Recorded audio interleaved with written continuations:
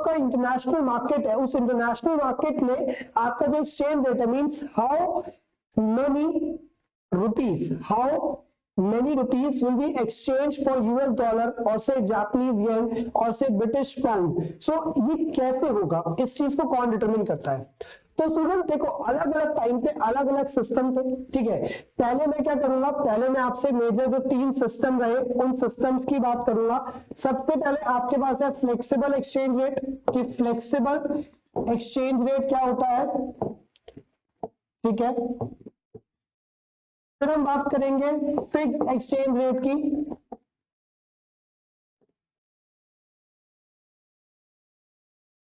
And then we will talk about managed floating exchange rate, ठीक है। तो 3 तरीके के सिस्टम है स्टूडेंट्स, हमें तीनों तरीके के सिस्टम्स को पढ़ना है कि फिक्स, फ्लेक्सिबल और manage floating exchange rate system क्या है, ठीक है। क्या इनके इंडिविजुअल के मेरिट्स हो सकते हैं, क्या इनके डीमेरिट्स हो सकते हैं, और किस तरीके से इन अलग अलग सिस्टम के अंदर हमारा जो एक्सचेंज रेट है वो डिटरमिन हो सकता है, ठीक है स्टूडेंट। चलो let us get started with today work. सबसे पहले बात करते हैं स्टूडेंट किसकी, सबसे पहले बात करते हैं फ्लेक्सिबल, और you can say something called floating, flexible या फिर फ्लोटिंग एक्सचेंज रेट, ठीक है। फ्लेक्सिबल या फिर फ्लोटिंग एक्सचेंज रेट। बात करते हैं स्टूडेंट के फ्लेक्सिबल या फिर फ्लोटिंग एक्सचेंज रेट सिस्टम जो है, ये रिजीम एक्सचेंज रेट का कौन सा रिजीम था, ठीक है। तो स्टूडेंट्स एक बात समझने की कोशिश करो, ठीक है। अब फ्लेक्सिबल एक्सचेंज रेट सिस्टम एक वो सिस्टम होता है जिसमें रेट ऑफ एक्सचेंज जो होता है वो किस पे छोड़ दिया जाता है, वो मार्केट पे छोड़ दिया जाता है डिटरमिन करने के लिए। Means flexible exchange rate system is a system where exchange rate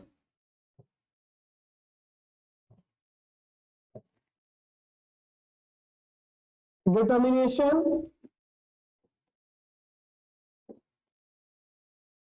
is left to the free play of market forces. Hopefully you know about market forces in 11th standard in microeconomics. You have studied about market forces. Friends, what do we mean by market forces? It is simply the demand supply rule, right? जो demand supply होता है उसी को हम क्या बोलते हैं, market forces बोलते हैं। तो इन फ्लेक्सिबल एक्सचेंज रेट हम क्या करते हैं, हम जो भी एक्सचेंज रेट होगा उसको छोड़ देते हैं किसके ऊपर, मार्केट के ऊपर, कि मार्केट डिसाइड करेगा कि जो एक्सचेंज रेट है वो क्या होना चाहिए। मतलब एक्सचेंज रेट बढ़ना चाहिए, means more number of rupees should be exchange for the single unit of dollar, और less number of rupees should be exchange for dollar. वो जो भी है, ठीक है, वो किस पे छोड़ देते हैं, वो स्टूडेंट्स एंटायरली छोड़ देते हैं मार्केट के ऊपर, के मार्केट डिसाइड करेगा कि जो एक्सचेंज रेट होना चाहिए वो क्या होना चाहिए। बट डजंट मीन कि उस कंट्री की जो अथॉरिटीज है वो उसके अंदर कोई रोल प्ले नहीं करेंगी। स्टूडेंट्स ये बात मैंने आपको बैलेंस ऑफ पेमेंट में ही समझाई थी कि हमारी कंट्री के अंदर जितना भी फॉरेक्स है उसकी अथॉरिटी सिर्फ किसके पास होती है, उसकी अथॉरिटी सिर्फ होती है आपकी कंट्री के सेंट्रल बैंक के पास। और मैंने आपको बैंकिंग सिस्टम में बता दिया था कि हमारी कंट्री के अंदर सेंट्रल बैंक और सुप्रीम फाइनेंशियल अथॉरिटी कौन है, वो है रिजर्व बैंक ऑफ इंडिया। तो दैट डजंट मीन कि फ्लेक्सिबल एक्सचेंज रेट सिस्टम के अंदर जो सेंट्रल बैंक है कंट्री का, वो किसी भी तरह का रोल प्ले नहीं करता। सेंट्रल बैंक क्या करता है, सेंट्रल बैंक इस सिस्टम के अंदर central bank puts some sets of rule. वो क्या करता है, वो कुछ रूल्स एंड रेगुलेशन के सेट बना देता है कि भाई देखो जो काम है, जैसा काम है वो इस दायरे में रह के इस तरीके से होना चाहिए।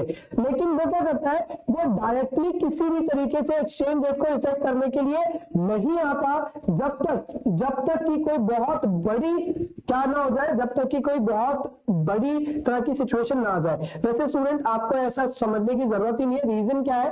रीजन ये कि फ्लेक्सिबल एक्सचेंज रेट एक टाइम पे हुआ करता था, आज ये प्रैक्टिस में नहीं है। आज ये प्रैक्टिस में तो है, आज ये प्रैक्टिस में तो है, लेकिन थोड़ा इसका इम्प्रोवाइज वर्जन, जैसे आप एंड्रॉइड फोन यूज कर रहे होगे या आप iOS यूज कर रहे होगे, ठीक है, तो होगा क्या, ऐसा नहीं कि जो एंड्रॉइड आपने पहले यूज किया था आज वो नहीं, एंड्रॉइड तो वही है बट थोड़ा इम्प्रोवाइज वर्जन के साथ है। तो सेम यहाँ पे फ्लेक्सिबल एक्सचेंज रेट ऐसा नहीं कि बिल्कुल एलिमिनेट हो चुका है, लेकिन कुछ इम्प्रोवाइज वर्जन के साथ है, वो हम आगे के एक्सचेंज रेट सिस्टम में समझेंगे। तो यहाँ पे सेंट्रल बैंक ने क्या किया, सेंट्रल बैंक ने पूरी तरीके से कुछ रूल बनाए, उन रूल के फ्रेमवर्क में रह के आप क्या करते हो, आप एक्सचेंज रेट को फ्लो करने देते हो, बढ़ने घटने देते हो। तो एक ऐसा सिस्टम जहां पे एक्सचेंज रेट एंटायरली किस पे डिपेंड हो जाता है स्टूडेंट्स, एंटायरली डिपेंड हो जाता है आपके market forces of demand and supply पे। उस सिस्टम को हम क्या कहते हैं, उस सिस्टम को हम कहते हैं फॉरेन एक्सचेंज रेट, ठीक है।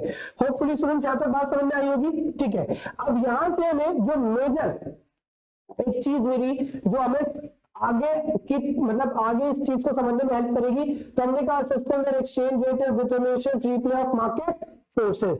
मतलब यहां से स्टूडेंट जो हमें एक मेजर जो चीज मिली जो इस पूरे की पूरे कॉन्सेप्ट को या इस पूरे सिस्टम को समझने में हेल्प करेगी, वो क्या है, वो है सर डिमांड एंड सप्लाई। क्योंकि अब मुझे समझना है डिमांड सप्लाई के बेसिस पे ही क्या हो सकता है, डिमांड सप्लाई के बेसिस पे ही एक्सचेंज रेट डिटरमिन हो सकते हैं, ठीक है। चलो तो अब डिमांड सप्लाई के बेसिस पे होंगे, तो मैं क्या करता हूं, मैं पहले उसकी डिमांड भी देख लेता हूं कि किन किन फैक्टर से मेरे फॉरेन एक्सचेंज रेट की डिमांड डिटरमिन होगी, क्योंकि भाई बिना डिमांड कर्व के तो काम चलेगा नहीं। अब डिमांड कर्व को डिटरमिन करने के लिए उसके फैक्टर चाहिए, तो एक तरफ पढ़ेंगे स्टूडेंट डिमांड,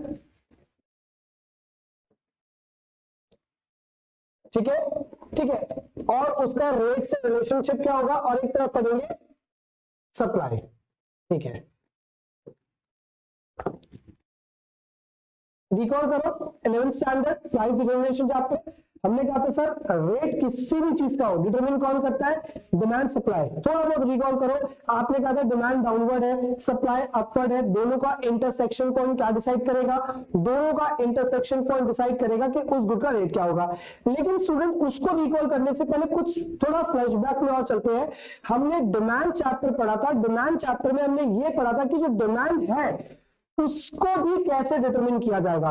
मतलब अगर मैं मार्केट में जा रहा हूं in order to buy this watch, तो what are the factors that led me to buy this watch, कौन से फैक्टर्स होंगे जो इस वॉच की डिमांड को डिटरमिन करेंगे। हमने कहा सर पहले इसका प्राइस होगा, फिर आपकी इनकम होगी, बहुत सारे फैक्टर्स थे।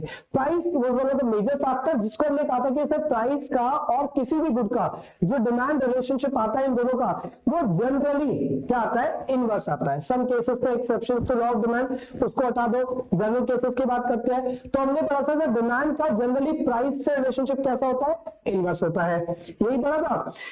फॉरेन के जो भी करेंसी है, हमने क्या माना सर, फॉरेन की करेंसी मेरे लिए कुछ नहीं, वो एक कमोडिटी है, यही माना था, ठीक है। और उस कमोडिटी को लेने के लिए मैं क्या दूंगा, रेट दूंगा। रेट का मतलब क्या है, प्राइस है। मतलब फॉरेन करेंसी एक कमोडिटी है, उसका रेट एक प्राइस है। प्राइस और कमोडिटी का रिलेशनशिप कैसा होता है स्टूडेंट्स, इनडायरेक्ट इनवर्स। तो मतलब यहां भी समझ में आता है कि जो डिमांड होगा, मतलब कितनी करेंसी में बाय करूंगा और जो उसका रेट होगा वो किस कौन से प्रोपोर्शन में एग्जिस्ट करेंगे, इनवर्स प्रोपोर्शन में। होपफुली बात समझ में, बाकी पॉइंट्स लिखूंगा तो समझ में आएगा। तो डिमांड मतलब अगर मेरे को यूएस डॉलर चाहिए, से for example for the meanwhile हम ये मान के चलते that India is the only trading partner with USA, ठीक है, India is the only trading partner and that is USA। फिलहाल हम यूएसए को लेके चलते हैं ताकि आपको चीजें बहुत सिंपली समझ में आए। अब हम इंडियंस क्यों यूएसए की डिमांड करेंगे, किन किन वजह से करेंगे। सबसे पहली बात तो imports of goods and services. सबसे पहले तो जो हम डिमांड करेंगे किसकी, यूएस डॉलर की, वो क्यों करेंगे, क्योंकि हमें इंपोर्ट करना है। अगर मुझे इंपोर्ट नहीं कर रहे हो तो ऑफ कोर्स सी बात है मैं डिमांड भी नहीं करूंगा। सर मतलब ये कि I want to buy an iPhone, मुझे एक आईफोन बाय करना है। इंडिया तो मैन्युफैक्चर करता नहीं आईफोन, कौन करता है सर? यूएसए करता है। तो मतलब अगर मुझे वो कोई भी गुड या कोई भी सर्विस चाहिए, ठीक है, जो कौन प्रोड्यूस करता है, जो मेरा देश प्रोड्यूस नहीं करता, यूएस प्रोड्यूस करता है, तो मैं इंपोर्ट करूंगा। वेरी सिंपल, ठीक है। Similarly I want to study MIT, Massachusetts Institute of Technology, Indian university तो है नहीं, यूएस की है, तो मतलब एक तरीके से मैं सर्विस इंपोर्ट कर रहा हूं। तो जब भी मुझे कोई गुड या कोई सर्विस को इंपोर्ट करना होगा, जब भी मुझे कोई गुड या सर्विस को इंपोर्ट करना होगा, तब तो मुझे क्या चाहिए? यूएस डॉलर चाहिए।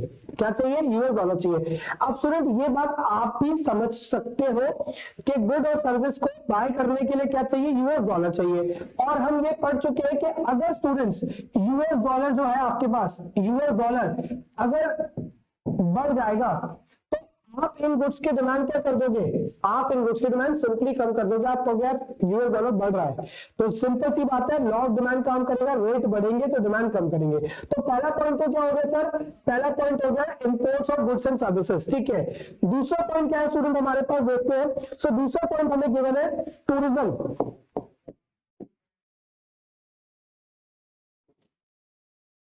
सर न्यूयॉर्क बहुत बढ़िया शहर है, बड़े बड़े स्काईस्क्रैपर्स है वहां पे, ठीक है। इसके अलावा सैन फ्रांसिस्को बहुत सुंदर है, ठीक है। ऐसे करके लास वेगस पे हम बहुत एंजॉयमेंट ले सकते हैं, डिफरेंट तरह की, मतलब दुनिया की हर तरह की एंजॉयमेंट हमें कहां मिल सकती है? लास वेगस में मिल सकती है। यहाँ तो है नहीं, ठीक है।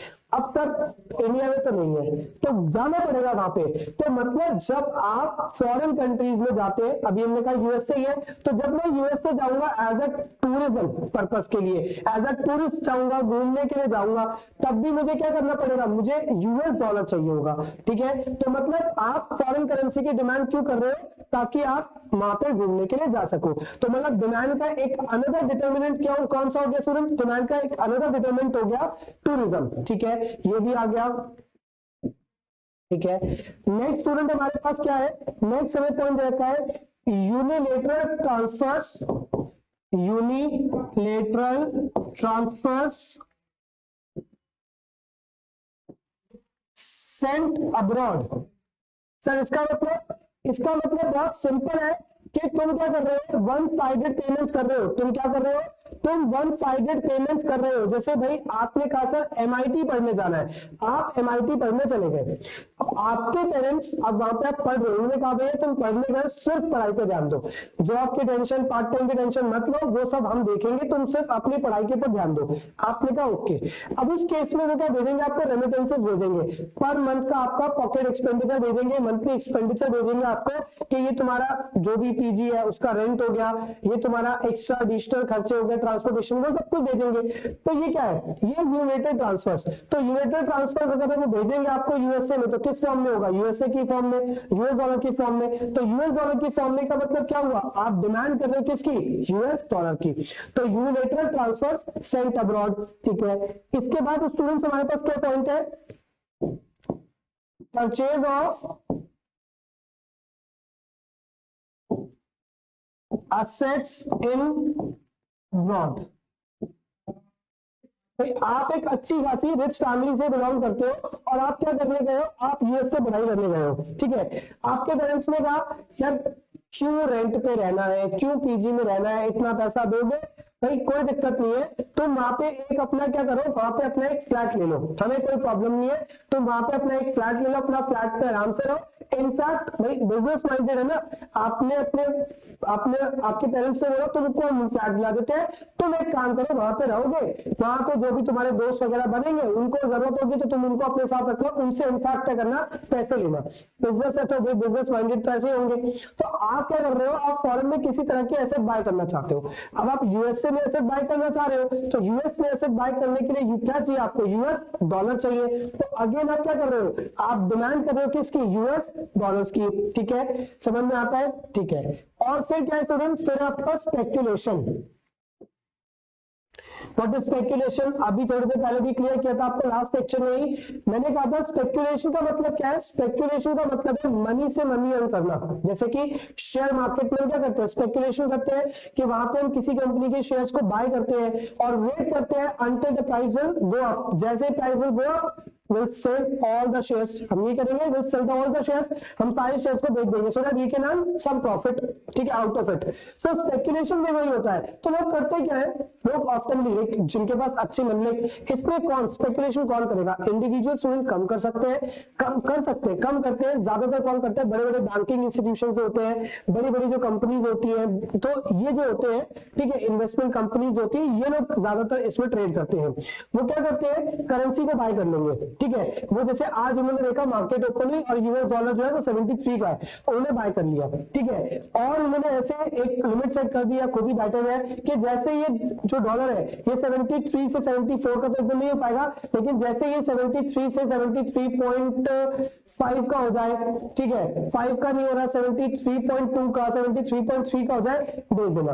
अब आपको लगेगा सर 0.3 के लिए कौन रिस्क लेगा, स्टूडेंट्स वो 0.3 में $1 ही बाय करते हैं, वो बाय करते हैं सीधा कितने, वो बाय करेंगे 1000, मतलब 1000 2000 ऐसे बाय करेंगे। तो जब वो इतनी करेंसी बाय करोगे, देखो ये वर्चुअल फॉर्म में होती है, ठीक है, फिजिकल फॉर्म में इलीगल माना जाता है करेंसी को इतना ज्यादा अपने पास होल्ड करना, अपनी करेंसी के अलावा दूसरी करेंसी अगर आप इतनी ज्यादा होल्ड कर रहे हो तो वो इलीगल है। तो वो जैसे ही होगा बेच देंगे, जिससे कि उनको एक एक दिन का प्रॉफिट कितना आ जाएगा, एक एक दिन का 2000 4000 रुपए प्रॉफिट आ गया। अब 2-4 हजार रुपए आ रहा है एक दिन का, 60 दिन 30 दिन है आपके पास, 20 दिन भी काम करते हो तो 80-90 हजार 1 लाख रुपए तो आता है ना, ठीक है। तो ये होता है स्पेकुलेशन। अब स्टूडेंट्स ये सारे पॉइंट्स जो आपने पढ़े, ये सारी वो वजह है जिनकी वजह से हम क्या करते हैं, जिनकी वजह से हम डिमांड करते हैं फॉरेन करेंसी की। हमें यूएस डॉलर चाहिए क्योंकि हमें ये सारी चीजों को, इन सारी सर्विसेज को, इन सारे गुड्स को क्या करना है, सेटल करना है, ठीक है। और अभी हमने पढ़ा कि it's here applies a simple basic law of demand and supply, ठीक है, एक सिंपल सा कॉन्सेप्ट अप्लाई होता है, that concept is law of demand, ठीक है। लॉ ऑफ डिमांड कैसे, अगर चीजें महंगी मिलेंगी तो कंपैरेटिवली कम खरीदूंगा, बहुत सिंपल सी बात है। यूएसए की फीस बहुत ज्यादा बढ़ जाएगी तो हम कहेंगे नहीं यार छोड़ो, इतनी महंगी फीस अफोर्ड नहीं कर सकते, कुछ स्कॉलरशिप मिलेगी तो देखते, लेकिन इतनी महंगी फीस अफोर्ड नहीं कर सकते। तो डिमांड का तो जनरली प्राइस के साथ रिलेशनशिप कैसा रहता है, इनवर्स ही रहता है। तो ये सारे डिटर्मिनेंट है जो शो करते हैं कि जिनके वजह से फॉरेक्स लोग चाहते हैं, ठीक है। अब बात करते हैं कि हमारे देश में अगर फॉरेक्स आएगा तो वो किन किन फैक्टर्स पे डिपेंड करता है, राइट। मतलब अगर हमारे देश में फॉरेक्स आएगा तो वो किन किन फैक्टर्स पे डिपेंड करता है। तो जैसे यहाँ पे आप इंपोर्ट कर रहे हो स्टूडेंट्स, ठीक है, आप इंपोर्ट कर रहे हो गुड्स एंड सर्विसेज, वैसे ही आपको पता होगा India spices, vegetables, fruit, milk, silk, ऐसी बहुत सी चीजें हैं जो कि सप्लाई करता है। Since in our example USA is the only trading partner, so we are supplying, we are exporting these goods and some services to US as well। तो इसका मतलब है सप्लाई का जो सबसे पहला डिटरमिनेंट है उसमें कौन सा हो गया, वो हो गया exports of goods and services, सबसे पहले एक्सपोर्ट्स। अब स्टूडेंट देखो, अगर डॉलर आपको ज्यादा मिलता है, मतलब से फॉर एग्जांपल पहले डॉलर जो था वो 70 का था, नाउ इट्स 72 और 73 और 74। अब प्रोड्यूसर को लगेगा यार हर यूनिट पे मुझे 4 एक्स्ट्रा मिल रहे हैं तो मैं ज्यादा सप्लाई करूंगा, है ना। डिमांड जो है वो तो इन्वर्स की है, ज्यादा देना पड़ेगा तो लोग सोचेंगे कम दूंगा। लेकिन अगर मैं बात करूं सप्लाई की, तो सप्लाई तो डायरेक्ट रिलेशनशिप में, जितना ज्यादा मिलेगा आप उतनी ही ज्यादा क्या करना चाहोगे, सप्लाई करना चाहोगे। तो मतलब सप्लाई का और प्राइस का रिलेशनशिप कैसा हो जाता है, डायरेक्ट रिलेशनशिप हो जाता है। तो मतलब अगर प्राइस बढ़ेगा तो सप्लाई क्या हो जाएगी, सप्लाई चीजों की ज्यादा हो जाएगी। तो पहला क्या हो गया, exports of goods and services, ठीक है। सेकंड पॉइंट देखते हैं क्या है, फॉरेन इन्वेस्टमेंट्स, फॉरेन इन्वेस्टमेंट। अब फॉरेन इन्वेस्टमेंट क्या होता है, देखो Across the world there are many investors. पूरे वर्ल्ड में बहुत सारे लोग होते हैं जो इन्वेस्टर्स होते हैं, जिनका मेन काम होता है उनके पास सरप्लस मनी होती है एंड दे जस्ट वांट कि अपनी मनी को स्पेंड करें और उसके बेसिस पे अर्निंग करें। मान लो एक एग्जांपल लेके चलता हूं और ये बहुत बड़ा पार्ट बन जाता है आपके सप्लाई डिमांड के अंदर, बहुत बहुत सिग्निफिकेंट रोल प्ले करता है ये, ठीक है। और इससे ही एक्सपोर्ट इंपोर्ट भी बहुत हद तक से इन्फ्लुएंस होते हैं। कैसे, एक छोटे से एग्जांपल से समझाता हूं। मान लो स्टूडेंट्स की यूएसए की जो गवर्नमेंट है वो अपना गवर्नमेंट बॉन्ड इशू करती है, जिस बॉन्ड पे वो कहती है कि हम क्या करेंगे, हम आपको 8% एक इंटरेस्ट रेट देंगे, ठीक है, 8% क्या देंगे, इंटरेस्ट रेट देंगे। लेकिन वही इंडियन गवर्नमेंट ये कहती है कि वही बॉन्ड हम भी इशू कर रहे हैं, मतलब इंडिया में गवर्नमेंट बॉन्ड इशू हो रहा है और वो कह रहे हैं हम आपको 10% इंटरेस्ट देंगे, ठीक है। तो यहाँ पे जो एक्सचेंज रेट, मतलब जो इंटरेस्ट रेट का डिफरेंस है वो कितना, 2%। तो investor will more likely be interested in investing in India. Why so? Because in India he or she is getting 2% loan. ये इन्वेस्टर की कहानी होती है। तो foreign investments, so foreign investment student एक बहुत सिग्निफिकेंट रोल प्ले करते हैं डिटर्मिनेशन ऑफ एक्सचेंज रेट के अंदर, क्योंकि यहाँ से पता चलता है कि कितना पैसा आएगा या कितना पैसा चला जाएगा, ठीक है। तो फॉरेन इन्वेस्टमेंट अगेन वही बात है, अगर तुम्हारे पास रेट ज्यादा है, रेट ज्यादा है तो वो लोग सब, जो वो लोग हैं वो क्या करना पसंद करेंगे, वो कम इन्वेस्ट करना पसंद करेंगे। पहले $1.75 का था, ठीक है, अब क्या हो रहा है, अब उनको दिख रहा है 76 77 का हो रहा है। तो उस केस में क्या होगा, हम लोग तो ज्यादा ये तो फॉरेन इन्वेस्टमेंट्स का मतलब क्या है, उनका हमारे देश में आना। तो जैसे जैसे हमारे डॉलर का रेट बढ़ेगा उनके लिए ये मार्केट क्या हो जाएगी स्टूडेंट्स, उनके लिए ये मार्केट और सस्ती हो जाएगी, क्योंकि पहले $1 पे उनको 70 मिल रहे थे, अब $1 पे उनको 75 मिल रहे हैं, अब $1 पे उनको 80 मिल रहे हैं। तो मतलब उनका जो $1 है उसकी वैल्यू, ठीक है, उसकी जो वर्थ है हमारे देश में बढ़ती जा रही है। By spending the same amount, by spending the same amount, now they can have more number of goods और save for more number of shares, तो they will likely to invest more in our country. So because of this the forex will increase. तो हमारे देश में forex क्या हो जाएगा, वो बढ़ जाएगा, ठीक है। इसके बाद नेक्स्ट हमारे पास क्या है स्टूडेंट्स,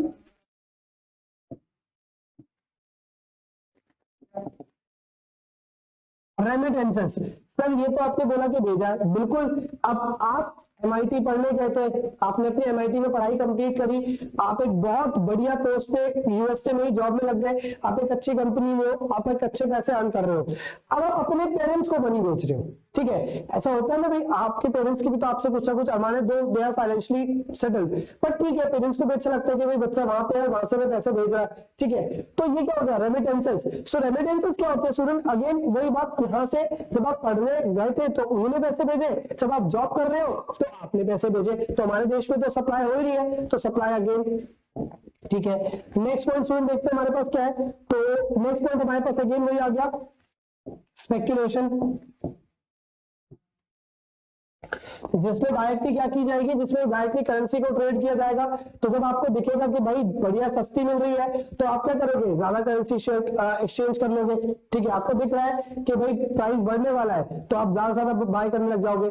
तो ये क्या है, ये आपके पास स्टूडेंट्स पूरा का पूरा एक मैंने एक चार्ट बनाया जिसके थ्रू आपको ये समझ में आएगा कि किस तरीके से जो हमारी कंट्री है उस कंट्री का डिमांड फॉरेक्स के लिए होता है और किस किस तरीके से कौन कौन से सोर्सेस से उसकी सप्लाई आती है, ठीक है। होपफुली स्टूडेंट ये कॉन्सेप्ट आपको पूरा समझ में आया होगा।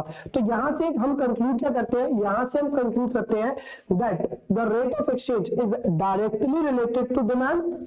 Rate of exchange directly demand के रिलेशनशिप में होता है, while it is inversely related with that the rate of exchange is indirectly related with demand and it is directly related with supply।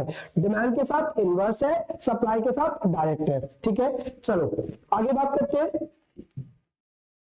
अगर इस चीज को हम कंक्लूड कर लेते हैं स्टूडेंट, तो यहां से हमें क्या पता चलता है, यहां से हमें पता चल जाता है कि इसके ग्राफ, ठीक है, और इसका ग्राफ कुछ ऐसे अलग से तो ग्राफ होगा नहीं, एक यूजुअल जो आपका डिमांड सप्लाई का ग्राफ है वैसा ही बनेगा। तो this is your Y axis, this is your X axis, ठीक है। ये आपके पास एक्स हो गया, वो आपके पास क्या हो गया, वाई। यहाँ पे आपके पास आ गया क्वांटिटी ऑफ फॉरेन एक्सचेंज, ठीक है, क्वांटिटी ऑफ फॉरेन एक्सचेंज। और यहां पे क्या आ गया स्टूडेंट, यहां पे आ गया एक्सचेंज रेट, कि भाई कितनी क्वांटिटी कितनी एक्सचेंज रेट के बदले बदली जाएगी। ठीक है, तो हमने पढ़ा कि जो हमारा डिमांड कर्व है वो क्या होता है, डाउनवर्ड। डिमांड कर्व क्या है, डिमांड कर्व जो हमारा वो है डाउनवर्ड, तो this is a downward demand curve. और सप्लाई कर्व क्या होता है sir, supply curve upward sloping, supply upward. From this point will be the equilibrium exchange rate. ये पॉइंट क्या हो जाएगा, इक्विलिब्रियम एक्सचेंज रेट, जहां पे मान लेते हैं OX क्वांटिटी जो है एक्सचेंज की जा रही है at a price of OP, या OP प्राइस नहीं मान के आपने प्राइस माने, लेकिन प्राइस भी नहीं मानोगे तो भी काम चलेगा। आप क्या मान सकते हैं उसको, आप मान सकते हो उसको रेट। ठीक है, कि जो क्वांटिटी है कितनी हो रही है, फिर क्वांटिटी ट्रेड हो रही है OX, और रेट कितना है उसका, रेट है आपका OR। So this is in this way जो आपका फ्लेक्सिबल एक्सचेंज रेट है वो काम करता है।